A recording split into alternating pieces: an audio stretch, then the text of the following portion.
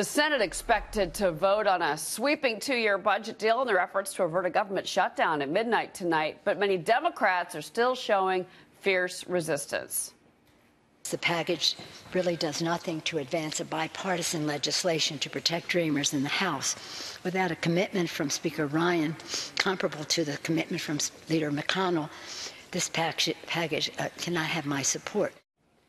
8 hours Pelosi spent on the House floor in stilettos. Let's bring in our political panel to weigh in. Democratic strategist Jessica DeLoach is with us and political commentator Kirsten Haglund. Good morning, ladies. Good morning. Good morning. You know, it's interesting, Jessica, because from both sides of the aisle in the House, this thing looks like it's going to have kind of a bumpy road. Dems are saying there's nothing on immigration. They're not going to move. Some fiscal hawk Republicans, Jessica, are saying this is too much spending.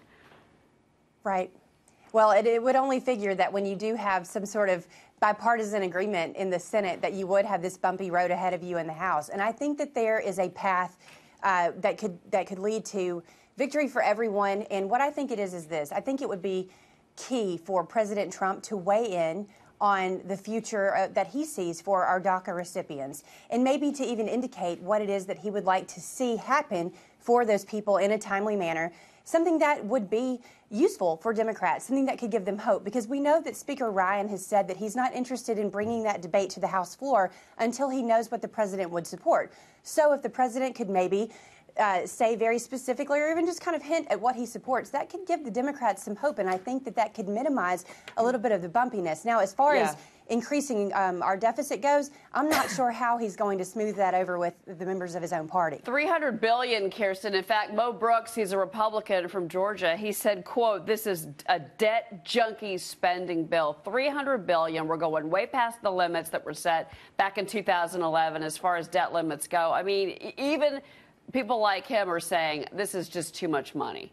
Right. Well, and they're not really in a position also, those conservative deficit hawks are not really in a position to support this, even if they wanted to support some of the non-military spending, because they just passed a tax reform bill that adds about $1.5 trillion to the deficit. So they're kind of in between a rock and a hard place, even though there's a lot of actually really good things that Republicans have been talking about in this non-military spending, including funding for the opioid crisis, for mental health, which is, you know, one of the bargaining chips that they have in the gun reform debate, as well as, you know, money for community health centers and these things to offset some of the fallout from the Obamacare legislation being taken apart. Well, so it's an interesting situation politically, but Democrats really don't have the leverage here. And what you're seeing from Nancy Pelosi is just political theater, basically, because she knows that they're going to have to come alongside this budget bill. It's actually really bipartisan and has things that both parties can celebrate. So this is really the political theater she needs to show her base. No DACA.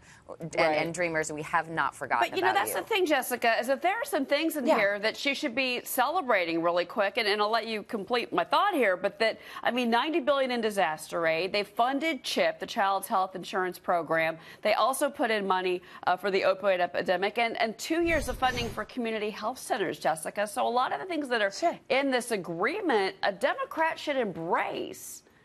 Sure. And now I will say the political theater goes both ways, because it's not just Democrats that will be holding this up. Republicans have been very outspoken about their opposition to this particular agreement. So it's not correct to frame it all around Democrats in opposition. Now, I will say this. You are totally right about how there's so much in this package to support. And we know that these people who have been devastated by recent natural disasters need support. They need that help from the government, the opioid crisis, all of that. You're absolutely right. But we also have an obligation to handle stuff that's really important to a large segment of our population, our Dreamers. They've been waiting on an answer. And then, you know, look, the time is running out for them. We have to have some sort of hope for these people. And that's what Nancy Pelosi is working to get.